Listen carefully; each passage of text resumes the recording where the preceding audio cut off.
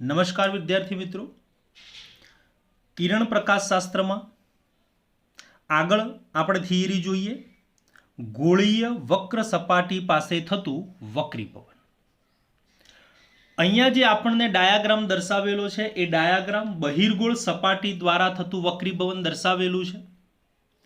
આકૃતિમાં તમે જોઈ શકો છો કે આ જે બિંદુ O છે એ બિંદુ O આપણી વક્ર સપાટીનું મધ્ય બિંદુ છે. અહીંયા એ બી એ આપણા માટે એક વક્ર સપાટી છે અને આ વક્ર સપાટીનું મધ્ય બિંદુ એટલે કે બિંદુ O છે. અહીંયા સી બિંદુ જે છે એ વક્ર સપાટીનું વક્રતા કેન્દ્ર છે અને ઓથી માંડી અને સી તો OC એ આપણા માટે વક્રતા ત્રિજ્યા છે. હવે આકૃતિમાં બહુ સ્પષ્ટ તમે જોઈ શકો છો કે આ જે છે એ આપણી મુખ્ય અક્ષ છે અને આ મુખ્ય અક્ષ પર બિંદુ O થી U જેટલા અંતરે અહીંયા બિંદુ P આગળ આપણે કોઈ વસ્તુને મૂકેલી છે. હવે આપણને ખ્યાલ છે કે કોઈ પણ વસ્તુનું પ્રતિબિંબ રચાવવા માટે ઓછામાં ઓછા બે કિરણ લેવા પડે. તો આકૃતિ ઉપરથી તમે જુઓ કે આ PO કિરણ PO એ આપણા માટે એક આપાત કિરણ થશે અને બીજું આપાત કિરણ થશે કિરણ PA. તો આ કિરણ PA અને કિરણ PO એ આપણા માટે બંને આપાત કિરણ છે. ચાલો હવે આ જે કિરણ PO જે છે એના માટે આપાત કોણ શૂન્ય છે. આપાત કોણની વ્યાખ્યા શું હતી યાદ કરો. તો આપાત કોણની વ્યાખ્યા હતી કે આપાત કિરણે સપાટીના લંબ સાથે બનાવેલો ખૂણો એટલે આપાત કોણ. આકૃતિમાં તમે જોઈ શકો છો કે આ જે કિરણ PO જે છે એના માટે આપાત કોણ શૂન્ય થશે. તો હવે સ્નેલના નિયમ અનુસાર જો આપાત કોણ શૂન્ય છે તો એનું વિચલન થતું નથી. પરિણામે આ જે આપાત કિરણ છે PO એ આપાત કિરણ OCP' આ માર્ગે આગળ વધી જશે. હવે બીજું આપાત કિરણ જુઓ PA. તો અહીંયા જે આપાત કિરણ PA જે છે એ આપાત કિરણ અહીંયા વક્ર સપાટીના એ બિંદુ આગળ સંપાત થાય. હવે જોઈ શકો છો કે A થી માંડી અને C એટલે કે AC જે છે એ સપાટીને દોરેલો લંબ છે. આ θ1 એ આપણા માટે આપાત કોણ છે. આ જે છે માધ્યમ 1 અને માધ્યમ 1 નો વક્રીભવનાંક N1 છે અને માધ્યમ 2 જે છે એનો વક્રીભવનાંક N2 છે એટલે કે N1 < N2. હવે N1 < N2 હોવાથી આ કિરણ PA જ્યારે વક્ર સપાટી પર એ બિંદુ આગળ સંપાત થાય ત્યારે વક્રીભવન અનુભવી અને વક્રીભૂત કિરણ જે છે એ લંબ તરફ વાંકું વળે છે અને પરિણામે એ AP' માર્ગે પોતે આગળ વધે છે. અહીંયા θ2 એ આપણા માટે વક્રીભૂત કોણ છે. આમ બંને વક્રીભૂત કિરણો એક વક્રીભૂત કિરણ AP' અને બીજું આ જે વક્રીભૂત કિરણ જે છે જે OCP' માર્ગે આગળ વધ્યું હતું આ બંને વક્રીભૂત કિરણો P' આગળ ભેગા થશે. પરિણામે આપણને વસ્તુનું પ્રતિબિંબ જે છે એ વસ્તુનું પ્રતિબિંબ P' આગળ મળવું જોઈએ. હવે અહીંયા આપણે ધારણા કરીએ. ધારો કે આપાત કિરણ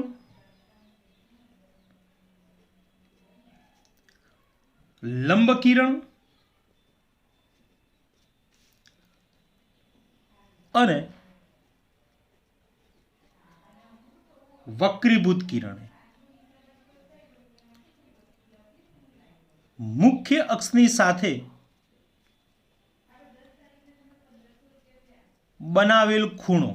જુઓ આકૃતિમાં તમે જુઓ કે આ જે છે આપાત કિરણ આ આપાત કિરણે આ મુખ્ય અક્ષની સાથે બનાવેલો ખૂણો આલ્ફા.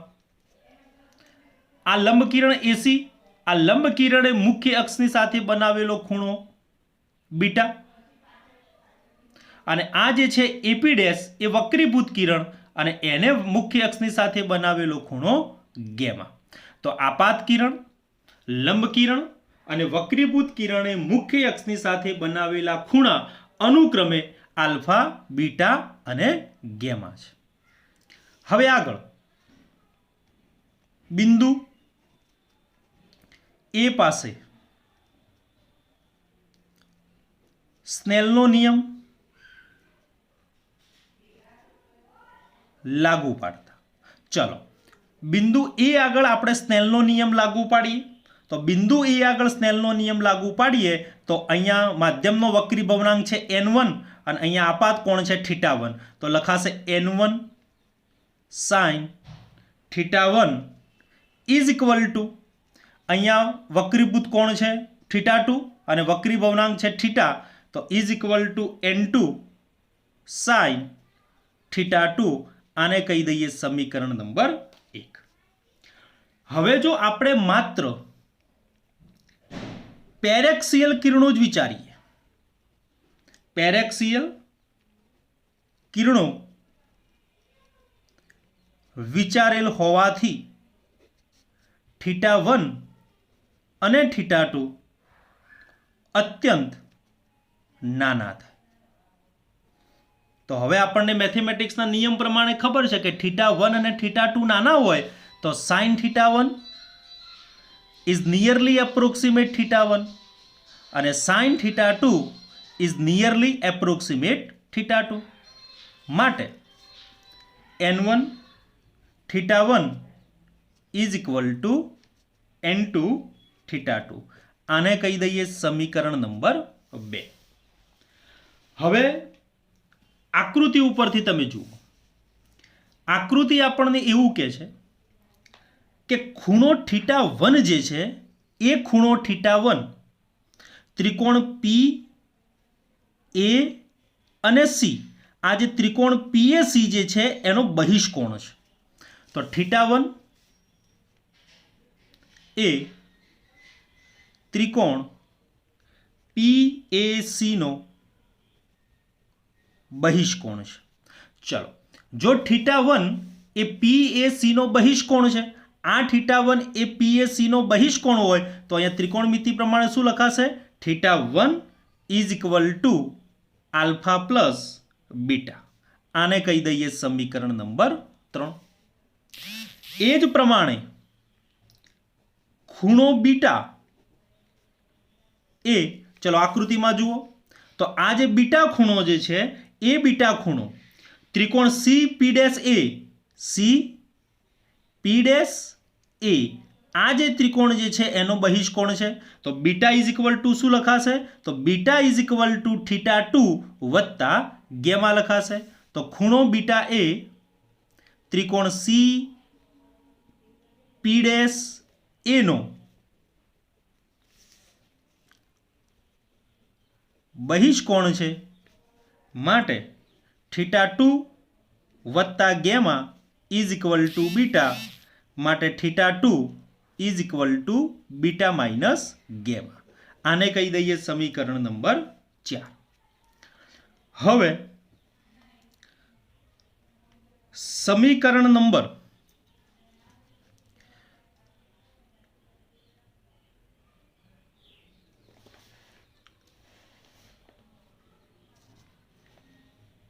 2 માં 3 અને 4 ની કિંમતો મૂકતા. ચાલો તો સમીકરણ નંબર 2 માં 3 ની અને 4 ની કિંમતો મૂકીએ તો સાદું રૂપમાં થશે n1 alpha plus beta is equal two n2 beta minus gamma. હવે અહીંયાથી કૌંસ છોડી દઈએ. કૌંસ છોડી અને જો આપણે સાદું રૂપ આપીએ તો n1 alpha plus n1 beta is equal two n2 beta minus n2 gamma. તો n1 આલ્ફા n2 ગેમાને આ બાજુ લાવો એટલે પ્લસ n2 ગેમા, n1 બીટાને બીજી બાજુ લઈ જઈએ તો n2 minus n1 into beta. આને કહી દઈએ સમીકરણ નંબર 5. ચલો ક્લિયર આટલે સુધી? અચ્છા હવે આકૃતિને જુઓ. અહીંયા જે આપણને આકૃતિ આપેલી છે એમાં ખૂણા આલ્ફા, બીટા અને ગેમા અત્યંત નાના હોવાથી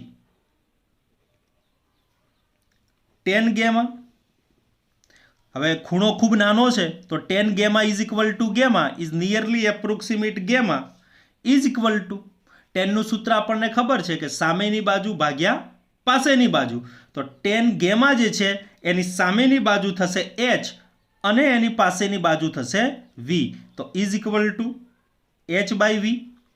એ જ પ્રમાણે tan beta nearly approximate beta is equal to h upon capital R. જુઓ ટેન બીટા સામેની બાજુ h અને પાસેની બાજુ થશે OC, તો આ OC જે છે આપણા માટે વક્રતા ત્રિજ્યા છે, આને કહી દઈએ વક્રતા ત્રિજ્યા R.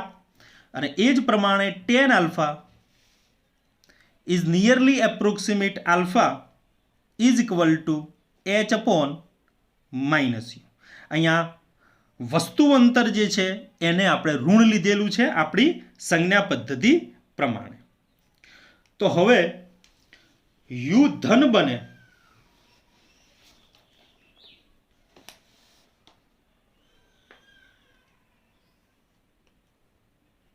હવે આ જે આપણને આલ્ફા, બીટા અને ગેમાની કિંમતો મળી, આલ્ફા, બીટા અને ગેમાની કિંમતો જે છે એ સમીકરણ નંબર 5માં મૂકતા. ચલો સમીકરણ નંબર 5 શું હતું આપણી પાસે? તો n1 alpha plus n2 gamma is equal two n2 minus n1 into beta. ચલો કિંમતો મૂકીએ તો n1 આલ્ફાની કિંમત h upon minus you plus n2 h upon v is equal two n2 minus n1 h upon capital R.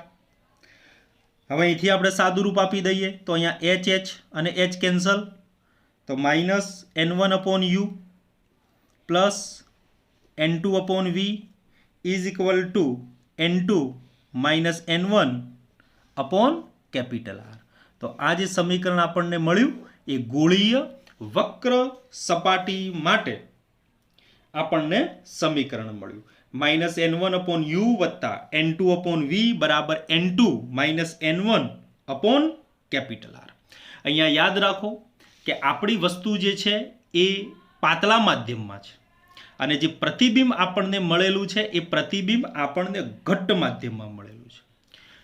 મિત્રો આ જે આપણને સમીકરણ મળ્યું છે માઇનસ n1 અપોન u વત્તા n2 અપોન v બરાબર n2 minus n1 upon r, આ જે સમીકરણ જે છે એ અંતર્ગોળ સપાટી માટે પણ તમે લાગુ પાડી શકો છો.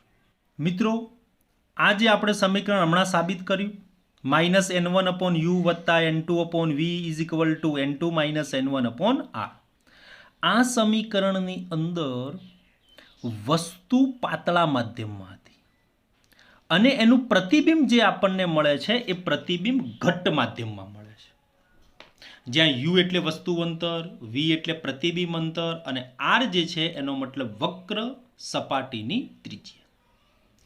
પરંતુ જો હવે વસ્તુ ઘટ્ટ માધ્યમમાં હોય અને પ્રતિબિંબ જે છે એ પ્રતિબિંબ આપણને પાતળા માધ્યમમાં મળતું હોય, એટલે કે પ્રકાશનું કિરણ ઘટ્ટ n2 વક્રી ભવનાંકવાળા માધ્યમમાંથી પ્રસરણ પામી અને n1 વક્રી ભવનાંકવાળા માધ્યમની અંદર જો વક્રીભવન પામતું હોય તો આ સૂત્ર લખાશે માઇનસ n2 અપોન u વત્તા n1 upon v is equal two n1 minus n2 upon capital R.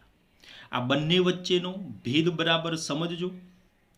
Example માટે તમારે આ સૂત્રો જે છે એને વાપરવાના થશે. ટૂંકમાં તમને કહી દઉં, જો આપણી વસ્તુ પાતળા માધ્યમમાં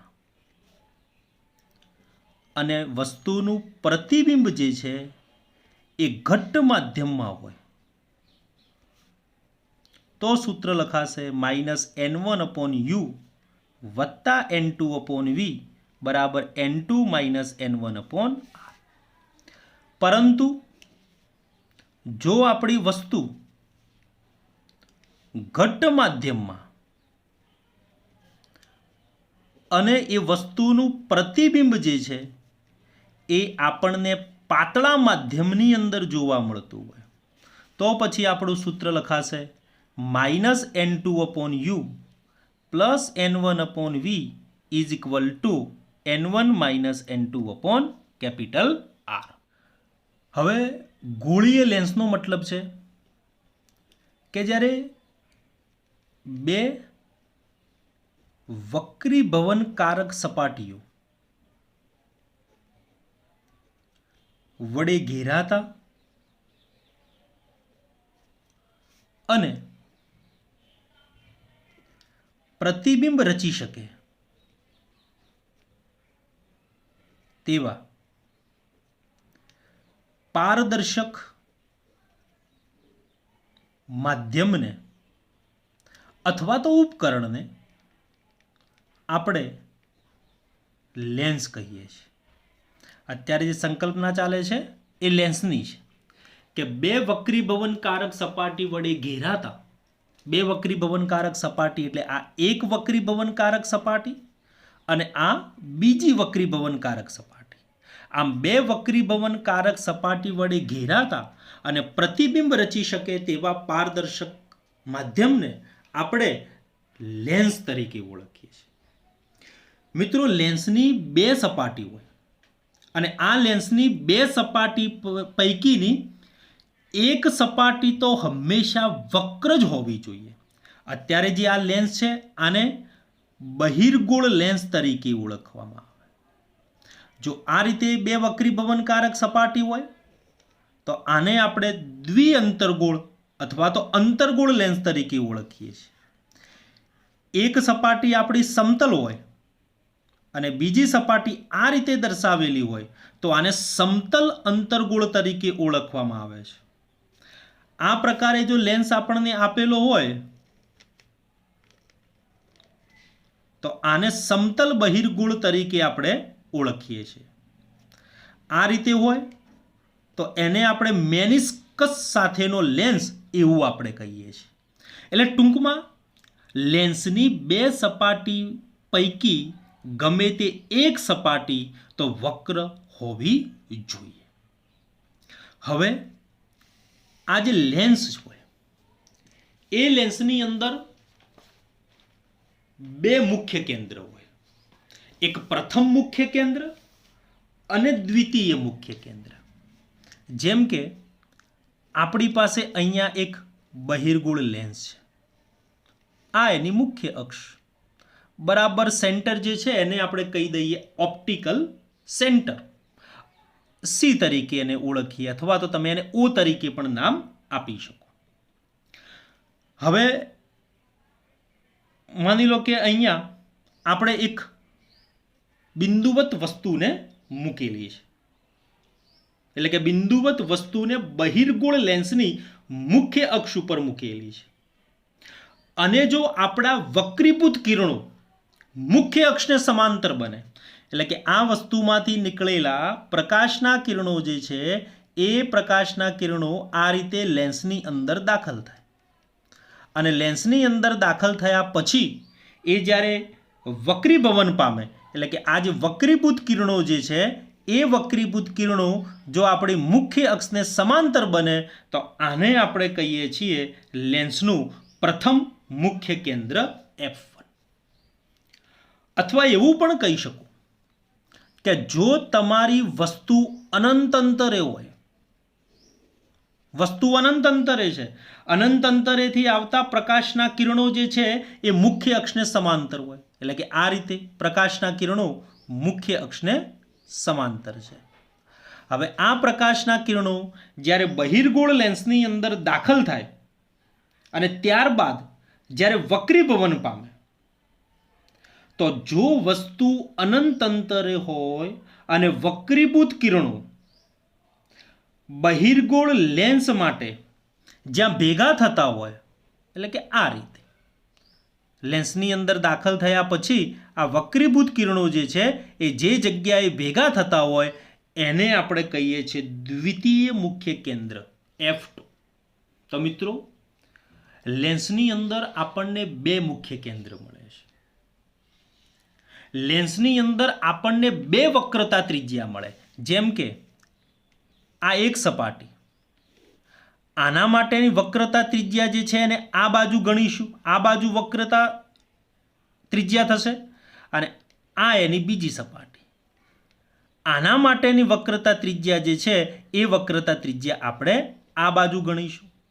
તો આમાં R1 અને R2, એટલે કે એનામાં બે મુખ્ય કેન્દ્ર છે તો બે એની વક્રતા ત્રિજ્યા ગણાય. હવે એના પછીનો કોન્સેપ્ટ છે પાતળો લેન્સ. તો પાતળા લેન્સનો મતલબ છે પાતળો લેન્સ. તો પાતળા લેન્સનો મીનિંગ આપણે એવું કાઢીશું કે જે લેન્સના કિસ્સામાં વસ્તુ અંતર u, પ્રતિબિંબ અંતર v અને વક્રતા ત્રિજ્યા r એની સરખામણીમાં જો બે લેન્સ વચ્ચેનું અંતર, એટલે કે આ બે લેન્સ, બે વક્ર સપાટી વચ્ચેનું, આ બે વક્ર સપાટી વચ્ચેનું અંતર જે છે એ અંતરને આપણે જો અવગણી શકીએ તેટલું નાનું હોય તો જે લેન્સના કિસ્સામાં વસ્તુ અંતર u, પ્રતિબિંબ અંતર v અને વક્રતા ત્રિજ્યા r ની સરખામણીમાં બે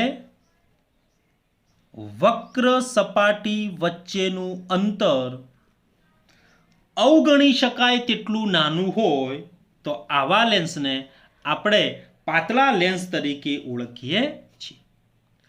મિત્રો, આ જે પાતળો લેન્સ છે એ પાતળા લેન્સની બંને વક્ર સપાટીઓ માટે વક્રતા ત્રિજ્યાનું મૂલ્ય સરખું હોય જરૂરી નથી. એટલે કે આ વક્ર સપાટી માટે વક્રતા ત્રિજ્યા અને આ વક્ર સપાટી માટે વક્રતા ત્રિજ્યા, જેને એકને આપણે R1 કહી દઈએ, એકને R2 કહી દઈએ, તો આ બંને સરખી હોય એ જરૂરી નથી. હવે લેન્સની અંદર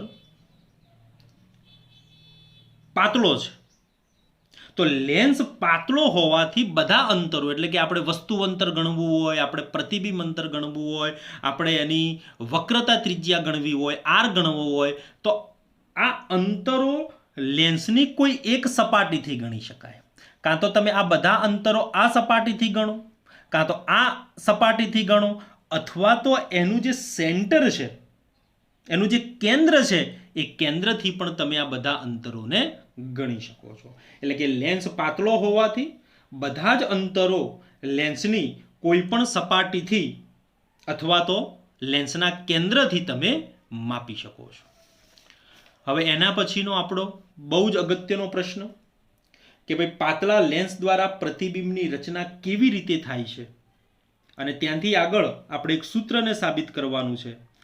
એના માટે પાતળા લેન્સ માટે લેન્સ મેકર્સની એક ફોર્મ્યુલા છે, એ લેન્સ મેકર્સની ફોર્મ્યુલાને સાબિત કરો. મિત્રો, પ્રશ્ન બહુ અગત્યનો છે, ધ્યાન દઈ અને એને સમજવાનો પ્રયત્ન કરજો.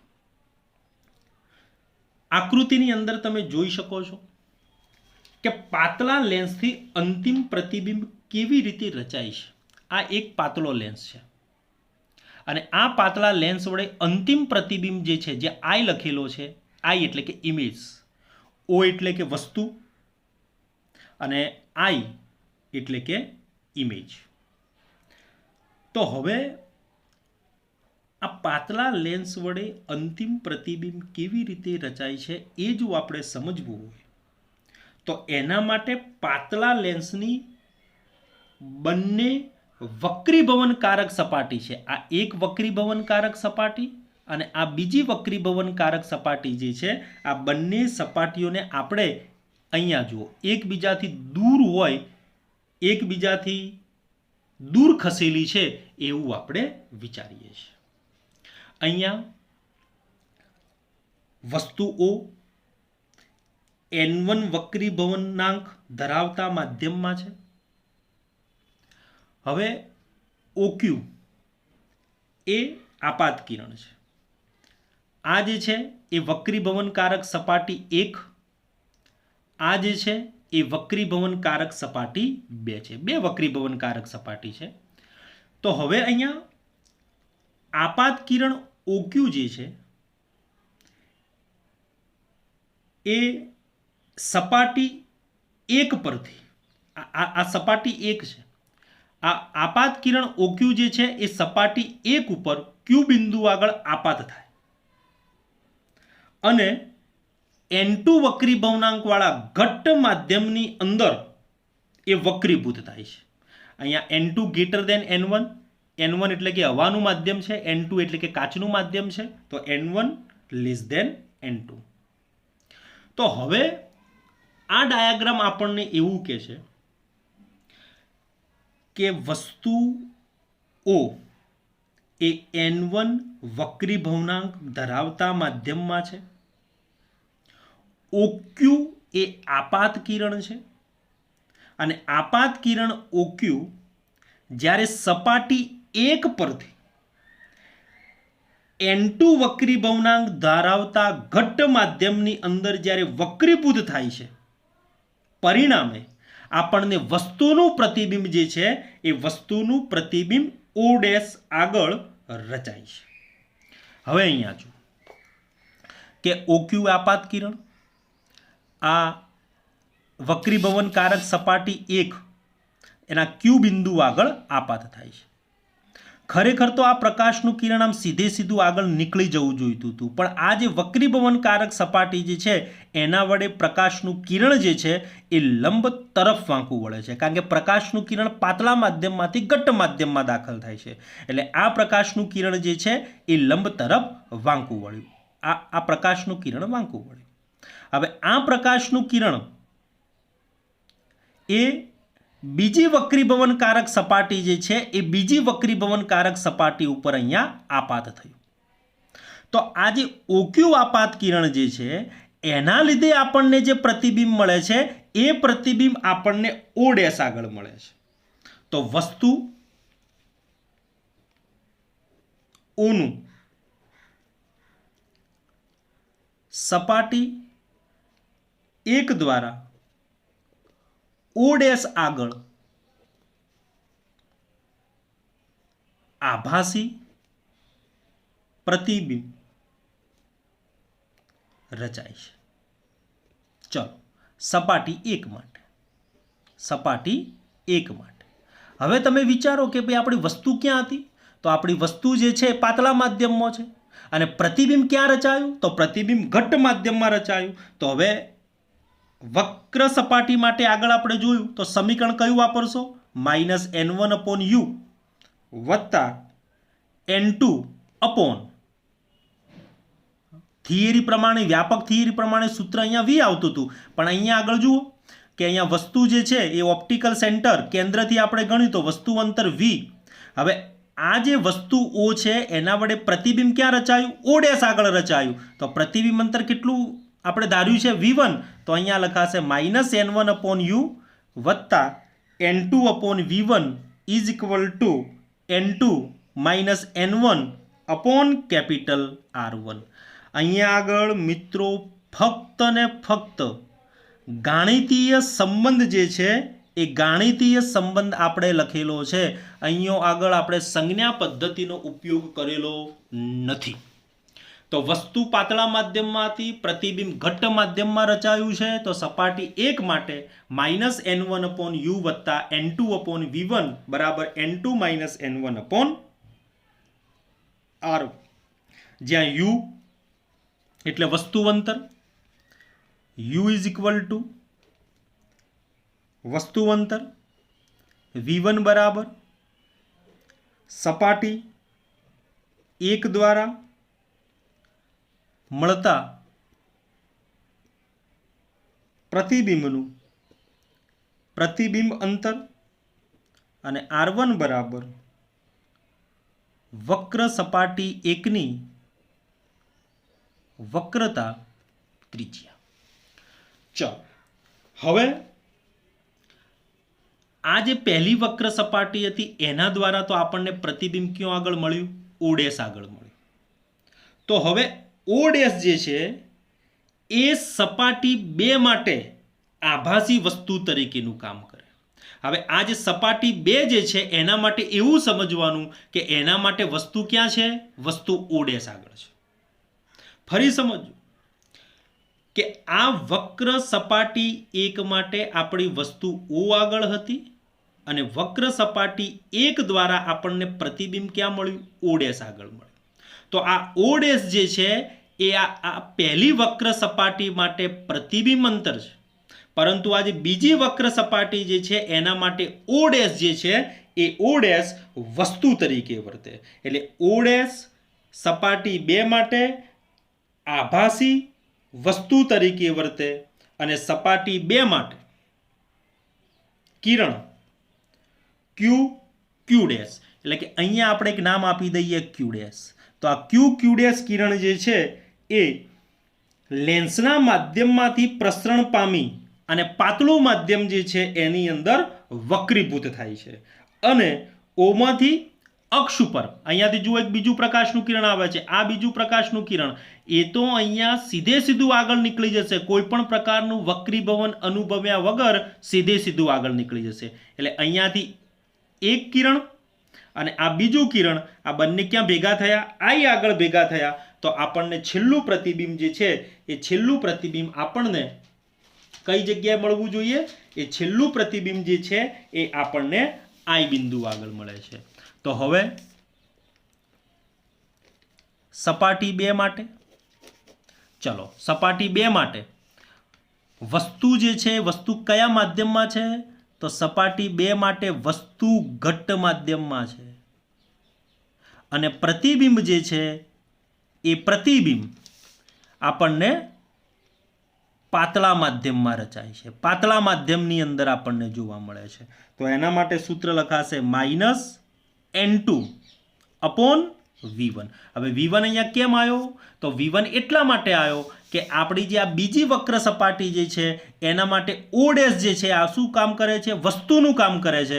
તો આ સપાટી માટે O' એ વસ્તુ અંતર બનશે એટલે કે V1.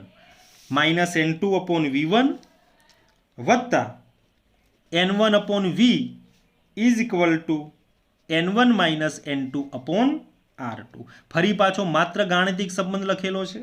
અહીંયા આગળ માઇનસ મૂકી દઈએ તો N2 - N1/R2. આને કહી દઈએ સમીકરણ નંબર 2 અને આ જે આપણને મળેલું હતું સમીકરણ આને કહી દઈએ સમીકરણ નંબર 1. હવે આ જે બંને સમીકરણ આપણને મળ્યા,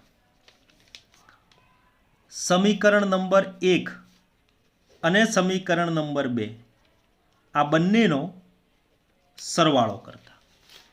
હવે જો આ બંનેનો આપણે સરવાળો કરી દઈએ સમીકરણ નંબર 1 અને 2 નો, તો સૂત્ર થશે -N1/U વત્તા N1/V is equal two N2 - N1 bracket 1/R1 -1/R2. ચલો, તો અહીંયાથી -1/U વત્તા V/V. આ જે N1 જે છે આમાંથી કોમન કાઢીને બીજી બાજુ લઈ જઈએ તો N2 - N1/N1 bracket 1/R1 -1/R2. તો આ આપણું માગેલું સમીકરણ છે.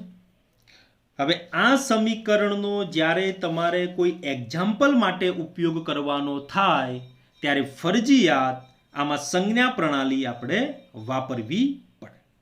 તો આ આપણું સમીકરણ -1/U વત્તા 1/V is equal two N2 - N1/N1 bracket 1/R1 -1/R2.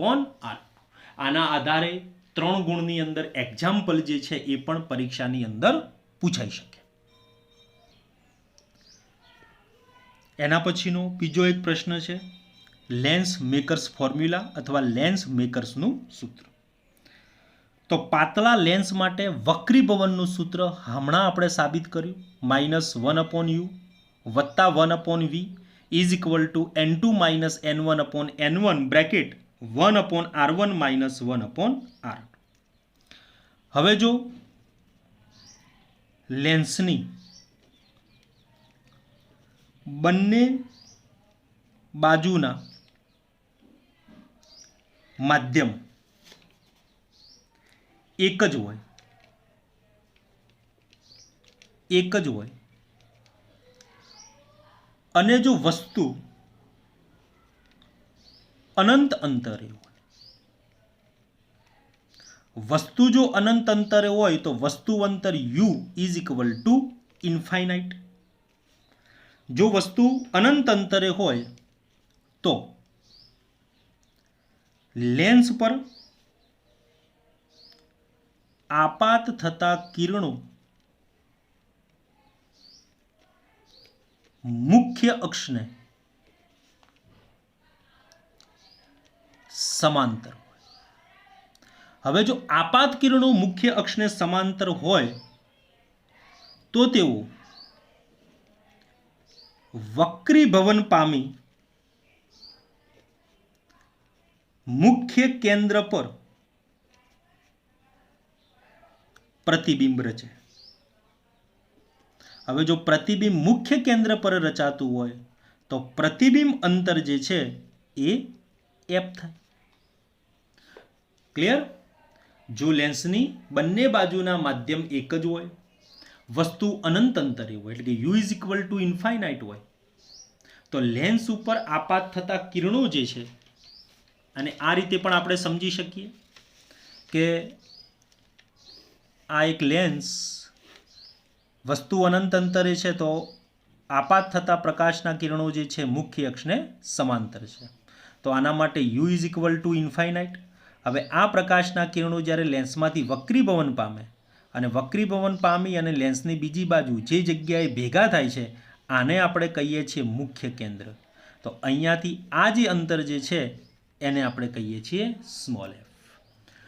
તો પ્રતિબિંબ અંતર જે છે એ પ્રતિબિંબ અંતર f જેટલું થાય. તો આપણું જે આ સમીકરણ નંબર 1 છે તો એમાં સમીકરણ નંબર 1 ની અંદર u is equal two infinite અને v is equal two f લેતા. ચલો તો -1 અપોન ઇન્ફાઇનાઇટ વત્તા 1 upon f is equal two n2 n1 upon n1 1 upon r1 -1 upon r2. કોઈપણના છેદમાં ઇન્ફાઇનાઇટ એટલે આની કિંમત જે છે એ કિંમત થઈ જશે 0. તો વધશે શું? 1 upon f is equal two n2 n1 upon n1 bracket 1 upon r1 -1 upon r2. આને જ આપણે કહીએ છીએ લેન્સ મેકર્સ ફોર્મ્યુલા અથવા લેન્સ મેકર્સનું સમીકરણ, જે લેન્સની કેન્દ્ર લંબાઈ અને વક્રતા ત્રિજ્યા વચ્ચેનો આપણને સંબંધ દર્શાવે છે. આને કહી દઈએ સમીકરણ નંબર 2. હવે જો સમીકરણ નંબર 1 અને 2 ને સરખાવવામાં આવે, સમીકરણ 1 અને 2 ને સરખાવતા, જો સમીકરણ 1 અને 2 ને સરખાવવામાં આવે તો આ આપણું સમીકરણ નંબર 1 -1 અપોન u વત્તા 1 upon v is equal two n2 n1 upon n1 1 upon r1 -1 upon r2. અને આ જે છે આપણું સમીકરણ નંબર 2. તો જો સરખામણી કરીશું તો 1 upon f is equal two -1 upon u વત્તા 1 અપોન v. આને લેન્સ માટે ગાઉસનું સૂત્ર કહીશું. આ જે છે એ લેન્સ માટે ગાઉસનું સૂત્ર છે. હવે સમીકરણ નંબર 2 પરથી જોઈ શકાય કે જો પાતળા લેન્સની બાજુઓને ઉલટાવવામાં આવે એટલે કે r1 અને r2 ને અદલ બદલ કરવામાં આવે એમ છતાં પણ fનું મૂલ્ય જે છે એ fના મૂલ્યમાં કોઈ પણ પ્રકારનો ફેરફાર થતો નથી. fનું મૂલ્ય આપણને સમાન જ મળે છે. એટલે કે પાતળા લેન્સ માટે કેન્દ્ર લંબાઈ જે છે એ કેન્દ્ર લંબાઈ સપાટીના ક્રમ ઉપર, સપાટીનો ક્રમ એટલે કે પહેલી વક્ર સપાટી કે બીજી વક્ર સપાટી એના ક્રમ ઉપર આધારિત નથી. હવે આપણે એવી ધારણા કરીએ કે હવા માટે n1 ઇઝ ઇક્વલ ટુ 1 અને જે ઘટ્ટ માધ્યમ છે એના માટે N2 = N લઈ લઈએ. તો સમીકરણ નંબર 2 પ્રમાણે આ સૂત્ર લખાશે 1/f = n-1 bracket 1/r1 - 1/r2. તો મિત્રો આ જે છે લેન્સ મેકર્સની ફોર્મ્યુલા છે. પ્રશ્નને બરાબર યાદ રાખજો, પ્રશ્નને બરાબર સમજજો, કારણ કે થિયરીમાં પણ આ પ્રશ્ન પૂછાઈ શકે અને એના એક્ઝામ્પલ જે છે એ એક્ઝામ્પલ પણ આપણા માટે એટલા જ અગત્યના છે. જે રીતે અરીસા માટે આપણે મોટવણી અને એના સૂત્રો આપણે સમજ્યા હતા, એના સૂત્રો આપણે જોયા હતા, તો એ જ પ્રમાણે લેન્સ માટે એનું સૂત્ર છે 1/f = 1/v - 1/u. મોટવણીનું સૂત્ર m એટલે મોટવણી, મોટવણીનું એક સૂત્ર છે f/u + f અને મોટવણીનું બીજું સૂત્ર છે f - v/f. આ બંને સૂત્રો યાદ રાખવા, ક્યાંય તમારી એક્ઝામોની અંદર કામ લાગે. જ્યારે તમે આનો ઉપયોગ કરો છો ત્યારે તમારે યોગ્ય સંજ્ઞા પ્રણાલી જે છે એ યોગ્ય સંજ્ઞા પ્રણાલીનો ઉપયોગ